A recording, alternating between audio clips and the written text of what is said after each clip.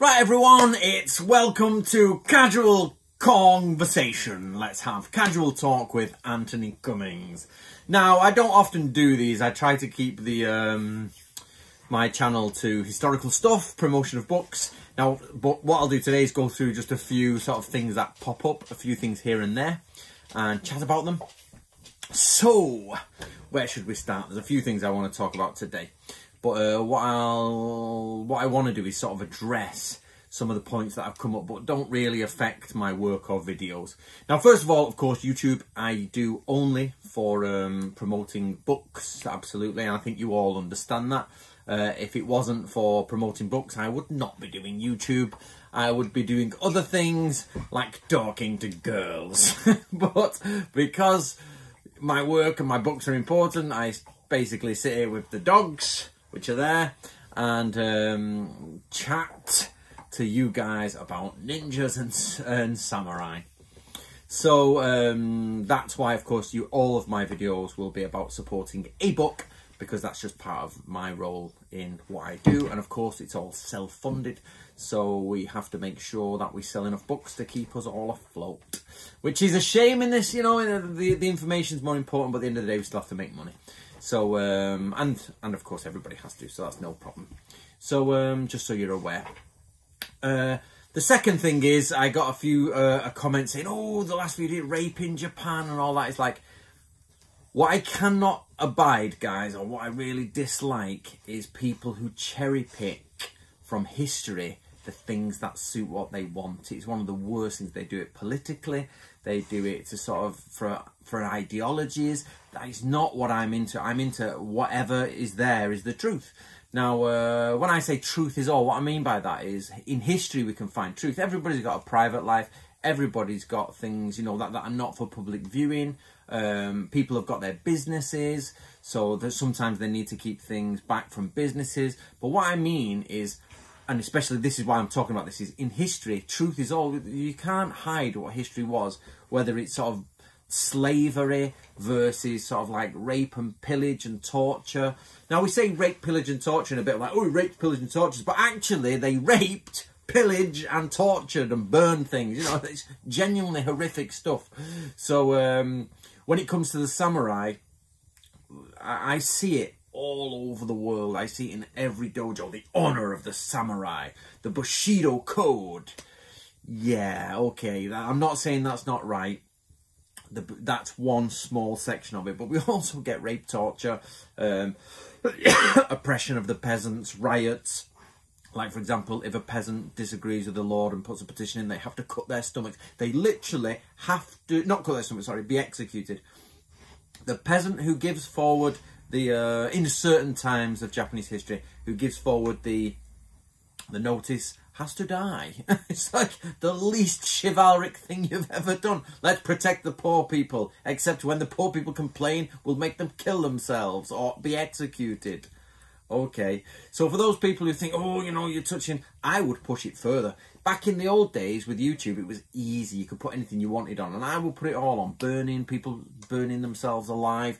I put on decapitated heads. It all got taken down later because people, the YouTube are like, what's going on? We can't have this, you know. Once it becomes money, money, money, it's like we can't have our advertisers doing this. So yeah, it all gets a bit silly. But my point is this, guys, is that history is not pleasant, but there are things we can learn from history. So in history, you should look at what is good and you should look at what is bad, no matter what it is. You shouldn't shy away from it. The Holocaust, nuclear war, invasion, the Manchurian invasion, the rape of Nanking. Don't ever step away from these parts of history. Get right in there and say, because you've got to learn from it and say, what went wrong? Why did humans do this to other humans? Why? And then let's not do this again. Like I said in the video on Japanese rape torture, is like, yeah, let's learn not to ignite people's vaginas, shall we? And put them in pits of snakes. I think it's a good thing to remember that used to be done. Let's not do that again. But if you forget these things, then people don't bother, do they? Okay, the next thing is drugs. I've tried to ignore this for a while, but it keeps cropping up. For a few years now, I'll see comments. It's like, Antony, you're on cocaine. Antony, you're on amphetamine, or Anthony, you want this? I like sort of ignore it for a bit. Especially a sword video I did ages ago on cutting like a piece of meat. They're like, you're on drugs, and I get it all the time. Now, you probably don't know me very well, but I am intensely anti-drugs. I used to be teetotal, and what we call in the UK H-core. I was H-core, which was no drugs, no drink, no tablets, no, like, you know, as in like headache tablets, no smoking, nothing like that, no marijuana, zero. I was absolutely teetotal. So, or H-core as they call it. Teetotal is basically non-alcohol. H-core is zero, and I used to do zero of any sort of stimulant whatsoever, from it being a headache tablet to alcohol. And absolutely, I would never, ever, ever do drugs. I just would never do it. I'm quite anti-drugs. And there's a long story for why I'm anti-drugs, anti-smoking, and anti-alcohol. All of which are family-based, from various sections of my family, where I was like, growing up, and I was like, yeah, no thank you.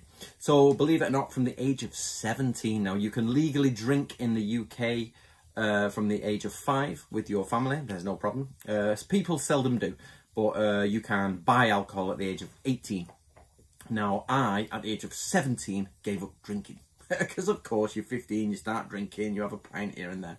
And I just was like, now, I've seen everything. I've seen a lot when I was young from alcohol. And I was like, from many points as well. And I was in the Sea Cadets, which was literally the biggest piss up in the world for all the staff. It was just literally drunk city. And I just didn't like it. And I absolutely detest drugs. However, so from the age of 17 to the age of 35, I never touched alcohol. Not once. Oh no, there was one time, and that's a different story. I did that to prove a point. And Christmas, I would put it to my lips and pretend. People would get me drinks and I'd pass it to my friend. Never ever would I touch any form of alcohol. And I did that from 17 to 35, whatever that is, in years. So that's almost 20 years, I think. And it was absolutely alcohol dry. And I have never, ever, ever done any sort of accelerant substances like cocaine or anything like that. So for those people who say, oh, I'm on cocaine, you are so wrong. Like, proper wrong. I now drink alcohol because, long story, but I love apple juice. But then I started getting interested in health and fitness, if you like, or, you know, started to look at what I was putting in my body. And apple juice is full of chemicals. So I was like, all right then, where can I find apples that are not so expensive? Because if you get freshly pressed apples, oh my God, it's a fortune. It's like real apple juice costs a fortune unless you get chemical apple juice, which is cheap. So I ended up drinking what you Americans would call hard cider, which for English is just cider. It's alcoholic apple cider. And that taste of apples, and I love the taste of apples, especially as a drink form. So I ended up drinking cider. So I was back to that. So alcohol crept back into my life about 5 years ago, but I'm not a big drinker at all. So hopefully that answers that question of, well, no, actually, the question is, why am I hyper then? Just because I was created with about 16 different engines in my body that make me just go gong, gong, gong, gong, gong. I am literally like, we'll keep going, especially if it's samurai and ninja. And if you put a sword in my hand and some meat or something like that, I am like, yeah, come on, battlefield there, come on, you can have it too. Knife, knife, knife, knife, knife, eye out, yes, nuts. You know, I'm absolutely like, come on, come on, come on. And people mistake it for drugs. Actually, I used to go to clubs and I had a glass of water because I didn't drink alcohol. I didn't drink any soft drinks with any chemicals in it. As I say, no nothing. So forever, drug dealers would come up to me and say, do you want some pills? You're on, because I'm on water. I was like, no, like I'm the last person you should ask. So anyway, I hope that answers the question of why people keep putting the word drugs in there. And if you see anybody saying drugs in future videos, please make a comment and say, nah, you're barking up the wrong tree there by a long shot. Right, Ninja, where are we up to with Ninja? As you'll know, like in the last few books, I've strayed away from Ninja a bit, just because we've been working on Natori Ryu. So, I have been doing like ninja skills and I've been doing bits on the side, and I do have quite a lot of unpublished ninja scrolls translated. So I do have the information, but the actual work on ninja scrolls is on hold at the minute while we do more Natori stuff. And I've got other books in the pipeline, but actually I've found that my work is going that way now. So it will always have ninjas in it, but at first it was just ninja. I called myself and the team the historical ninja research team, and we had all the different Japanese people in it. But actually I think I'm going to change that name because we now focus on a much wider spectrum than ninjutsu, and I'm even going even wider. I can't tell you what it is, but the next few books, will possibly veer into a different, you know, place. Still Japanese and still Asian and things like that, but there are a few things coming up now which will be will look a bit different, or a bit on the fringe side of things. Actually, technically they're central and ninjas are on the fringe, but I put ninja at the center and put them on the fringe, but actually it's the other way around. So they will come, but I still have so many unpublished ninja scrolls, like a ridiculous amount, that I keep searching and searching for ninja scrolls. So, and I've built them up over the years. I think the search has pretty much come to an end in the sense of public available ones, or unless I find one for sale. But on the whole, I've got most of the ninja scrolls that I think are available to basically find in Japan, unless you are going into Ego Ueno Museum. But we're still finding out cool stuff today, and I really wish I could tell you guys about it. I wish, but I made that mistake a long time ago, so now I don't reveal anything until it's up on Amazon for pre-order. Talking about pre-order on Amazon, we've got Modern Ninja Warfare is now up. It's been up for a while, but today, literally a few hours ago, I gave the final check-off sheet, the tick sheet on Modern Ninja Warfare as a PDF to go to the printers in Singapore or wherever Tuttle do it, and they'll print like 5,000 off, say, and then they'll start distributing around the world by September, or it'll be available by September. And it does. Jay Kane, if you don't follow Jay Kane, he's just searching Kane Kong on Instagram and follow him, and he's done all the images for it. It's wonderful, and it is really, really, guys, come out as a good looking book. I hope the content is good, because I have like Ninja. The thing is people have said, Anthony, how do you know about Modern Ninja Warfare? You can't know about Modern Ninja Warfare. What? I can't read and I can't research. So that's like saying, what do you know about ninjas? You're not a ninja. All right then. But clearly I've researched and there's ninja. What do you know about warfare? Well, I researched it and there you go. That's like saying nobody in any university could write about warfare because they were not in a war.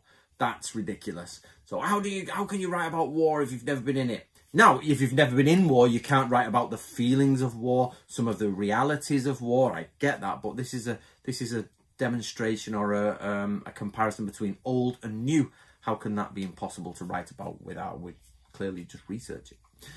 People forget that's what uni was developed for. It was a big shock to me, to be honest, because I came from a family of like not educated people, basically. I came from a very working class background, as you might be able to tell. Nut. And we just didn't have that upbringing. And it was only later when I went to college and university that I realised like how it changes your mind and how drastic you can change your outlook just through research and through understanding. And basically, it's such a good process to go through the research process, and it's so good to get primary documents and go out there and piece these things together that I quite love it. Actually, I quite like it. So I'm hoping that you'll enjoy this Modern Ninja Warfare. I did not want to write it. They asked me to write it, remember. They said, Anthony, will you write this book? And I was like, let me tweak it and change it. How about that? And they went, yeah, no, I did it. And actually, I think it's come out okay. As I say, I don't claim to be a specialist in it, but I did some quite thorough research, or I'm hoping it is, and I think you'll be quite surprised. And we've got a bet on for which will be the best-selling one, the ultimate art of war, which has literally never been done before. Nobody has done what I have done with the art of war, and I cannot believe it has never been done. I am so shocked. Even the guy who did my forward for it in his book, which is called Deciphering Sun Tzu. Do I have it here? No, sorry guys, it's away. It's called Deciphering Sun Tzu, and he's like, somebody needs to do a book about what Sun Tzu says, basically. And I was like, yeah, I'm doing that. That's me. I'm researching it. And luckily, he's now come on board and done the forward and everything.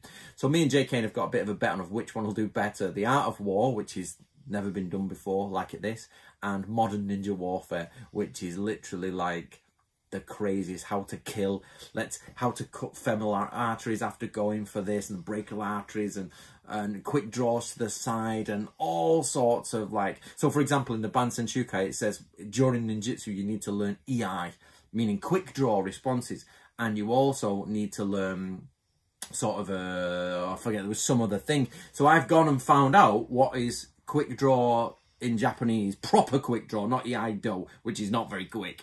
You know, basically it's quick response, quick meeting action, or action. EI is to meet, basically. So EI jutsu is the skill of meeting, but it means quick response when somebody comes in as you clash and meet. That's what it means. So, and then I had to go and find out from gun specialists what their quick draws were, and where to hit a body, and where to tap, and all this sort of double tapping, and all sorts of isometric pressure grips, and all of this stuff I've rammed into it. So I hope you enjoy it, because it is literally like pretty bloody book. It's like How to Murder People 101. So basically it's a book on murder and extortion and torture, or defense against murder, extortion and torture. So enjoy that. So that's Modern Ninja Warfare. And of course we've got The Art of War coming now. The Art of War I genuinely am happy with. I think we've done something, I think it's been quite outstanding.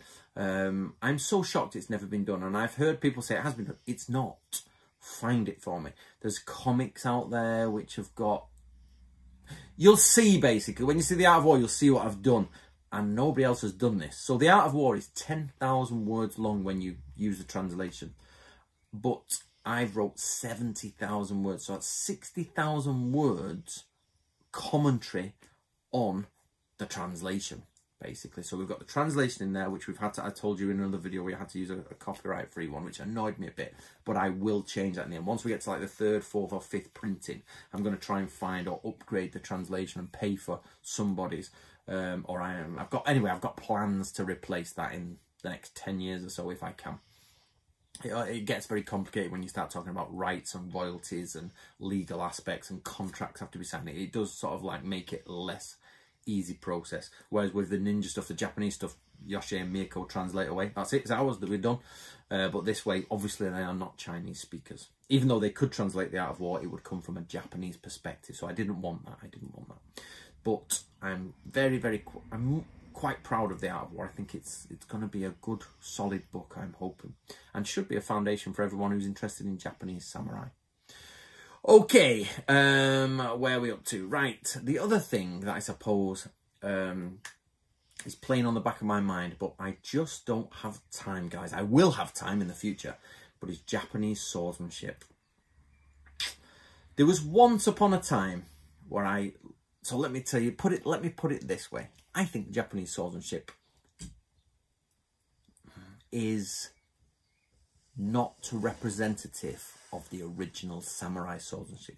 So swordsmanship today, traditional swordsmanship in Koryu, is not representative of actual historical swordsmanship used by samurai. Okay, so that I'm avoiding using the word "it's wrong" because you've got to be careful there. Wrong doesn't necessarily mean wrong, you know. But what I mean is, I'm trying to find what the samurai did, and I'll tell you what, it isn't that. That's for sure. That is definitely not what it was done. And so let me start this story. So now you know that. So once upon a time, 10, 12 years ago, I looked at the ninja stuff and was like, that doesn't seem right, that. And I had that moment where I was like, that doesn't seem right. And I went and started to look at it.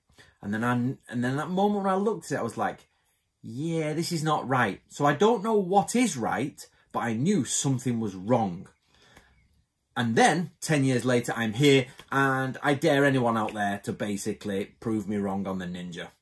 We all know I'm not. We all know. Not talking about my work is perfect. What I mean is, from where we were to where we are now, ninja definitely changed. And it was obviously I and the team changed it. Just because I had that moment where I was like, that's not right. And then I had that next step where I was like, yeah, something's wrong. So I can see it, something's wrong.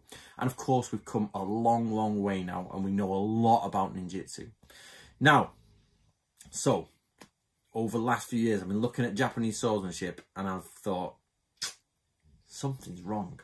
So I dug into it and looked deeper and deeper. And I'm at the stage where I'm like, that's not right. Something is wrong. I don't know what is right, but that is not it. That is not it. So for all the sort of like Koryu guys out there, I am swordsmanship. When I can get the time away from the other work. Basically, work keeps stacking up, new books keep coming in. I said I'd only do 2.5 books this year. I try to do 2.5. Either 2 full books and a small book, or 2 books and I'll do half a book waiting for the year after and then do it that way. I think we're at 5 I've been asked to write this year. 5. I'm like, boom, I'm so busy. I'm beyond busy now. So it's swordsmanship. It's always going on the back burner. I even got offered to look into swordsmanship from an Asian translator, basically someone in Asia who's going to go through everything for me. And through, obviously, a Japanese translator as well, who are going to go through swordsmanship. But we've decided to do something else first. So swordsmanship has been put back again. But at some point, I am going to look into swordsmanship. I don't know when that will be, but I do know it needs looking into. And anybody who thinks the way they do swordsmanship today is the way that it used to be done in Japan, I'm going to say right now, you're wrong. It's not true at all. Not true. So, for example, I took out the Yagyu Shinkage Ryu manuals. I got 3 different translations of the Yagyu Shinkage Ryu manuals from 3 separate authors, one of whom was Japanese and was extremely well educated and a journalist, and he's very old now. But basically, you can't say, oh, Anthony, you've misunderstood that. He literally wrote it in English and said, this is this, this is that, that is that. And if you match it to the modern Yagyu Shinkage Ryu, it makes no sense whatsoever. It does not replicate the same thing. You've got what is said in the scrolls. Now, these scrolls were written by the original founders, the Yagyu family, over 3 generations. And they are the words of the people doing Yagyu Shinkage Ryu. And I took the translation and I photocopied the original scrolls and I took them to somebody in Japan who does Yagyu Shinkage Ryu, and I said, look at this, let's look at YouTube at the kata that is being performed by the main branch, and let's look at the scroll and what it says. Totally different. Well, it represented there, but it was so different that you could say it was a totally different skill now. And it literally did not represent what was in that scroll. And I went to this person who's Shinkage Ryu, and they looked at it, and we spent about 6 or 7 hours going through different katas just to say, do you see a problem? So remember, this isn't the research, this is the question. Do you see a problem? Because I've seen a problem. When I've sat at home for a month, I sat at home reading it, and they were like, after about a few hours, were like, yeah, that doesn't match. And I said, why does nobody point this out in Japan? And they went, well, the Japanese don't like to point those things out, you see. You just carry on, because tradition, which is a very Japanese thing, is tradition takes over historical precedence, if you like. They basically, whatever was said before, whether it's right or wrong, just gets continued. Because you don't disrespect your seniors in Japan, even if they get it wrong. So basically, looking at the scrolls, looking at the main line nowadays, totally different kata from what was said. And then if you look at the sub-branches of Yagyu Shinkage Ryu, totally different. Same kata name, waza name, whatever you want to call it. Different.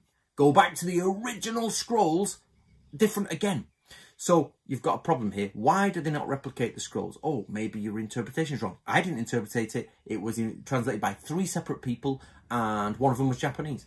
But yet they don't agree with what it is. Not that they said that, but basically their translation. Then I got the original scroll, literally the handwritten scroll from those times, and got a Japanese person to read it who was qualified in that school. And they said, yeah, it's clearly changed. So that's what I mean, guys, where we're, sorry, just check the time. That's what I mean by we are. So I am at the point where I'm like, not only do I feel something's wrong, I know it's wrong. And I've looked at many different schools now and looked at the katas they do and the original manuals in either their original form with my friends, my translators, or I've done it through people's translation of the scrolls, and no, it's not right at all. So at this point, I'd like to say call in on the Bujinkan, actually, which I very rarely do. But actually, if you go back to some of Hatsumi Sensei's earlier footage, he is extremely different to what is Koryu. Now, here we're getting into a more muddy argument. I'm not saying he's got it right there. What I'm saying is the scrolls say one thing.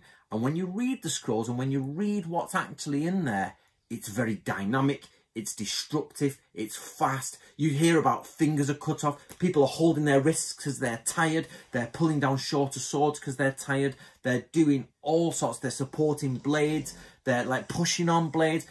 We've got even Mubyoshi Ryu, the Lost Samurai school, is on about biting people, and his school is purely a stabbing art. You don't do any cutting, you just stab and hold the blade.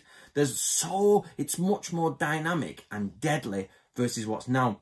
And if you look at what Hatsumi Sensei was doing in the 70s, 80s, early 90s, he's much more dynamic flow than these Koryu. And I would say more, and I know this is going to shock you, but I would go more to Hatsumi's way of doing swordsmanship back then. Now it's gone a little bit crazy, I'll be honest with you. Since the 90s, it's all gone a little bit, do whatever you want, and it's weird now.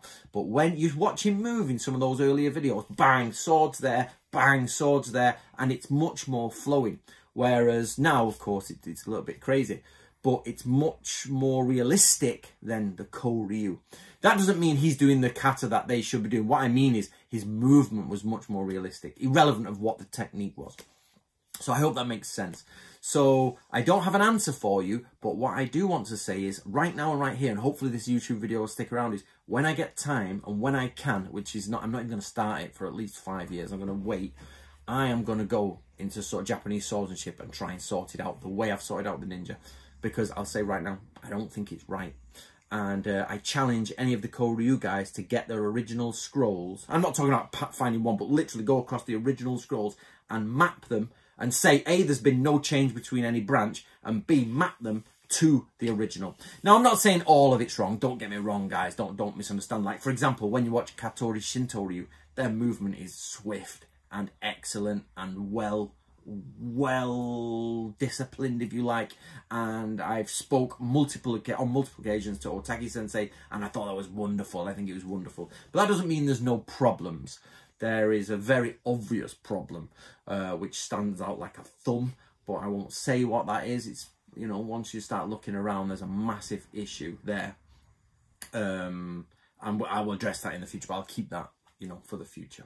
Right, guys, we're at half an hour, basically, so I'll round this up. So, no, I do not do drugs. In fact, I am anti-drugs. I very rarely drink alcohol, but I do on occasion now, even though I never did for most of my life.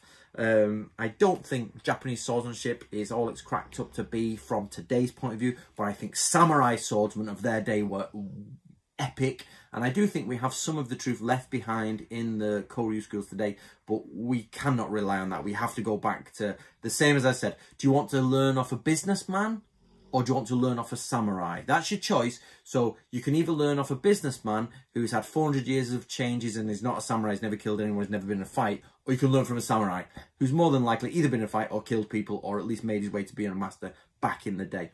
And I know which one I would choose. You just have to know that their words are out there, but there's the problem is deciphering it, getting through it. But so the question you're left with is your deciphering of their words, your translation of their words, your interpretation of their words closer to realistic samurai swordsmanship than what we have today, performed by businessmen, store clerks, DIY shop assistants who all sit in a dojo, which is no problem. They are wonderful. Everyone should do it. Get in your hakama, go study Japanese swordsmanship. But do be aware there's something quite not right that we might have to alter in the future. I know that'll rile a few people, but look at my face. I don't care. So I will go for the truth. That's it. I will literally try and find the truth. But as Antony Cummins, I don't even have a personal life anymore. I literally am just stacked with books I have to write, and publishers are asking me to write them, and now people are asking to co-write books with me. So it's just like this stack of books is getting more and more. Right, guys, I'm glad that, I know there's a lot of you out there who do follow what I do quite religiously, and I'm very, very happy for that. I don't mind if you like or dislike it, as long as you get something out of it, and as long as you realise that there's a lot to be discovered about Japan, and you should dig down. So obviously you get the usual reaction, I hate Antony Cummins. I'm a crone, you know, that sort of stuff. But then there's people who disagree and say, Anthony, oh, what about this, what about that, which I genuinely enjoy when people say, okay, we've got this, we've got that, you know, how do we deal with that? That's good. But as long as it breaks open the egg of Japanese history, and let's look inside and genuinely look at it, there's loads of stuff that people get wrong about Japan, and I am the first person to admit that I don't know anything. And that's what I've said all from day one, is I realised in 2008, you've studied Japan all your life and you don't know anything. Why? Because you keep going to these like random books that are randomly published by people, or Japanese books that have been translated that are actually full of lies and rubbish and crap and shuriken and all this, and you followed masters for years that were taught you all this, and I'm writing it down and studying it. It's all bollocks. It's all rubbish. So I've gone back to the source now. I want to hear from a real samurai who was really there, who really wrote it down, as opposed to someone 400 years later who says what they think it is. No, thank you. So I hope you enjoyed that. Right, guys, we've passed 30 minutes. I'm going. See you later.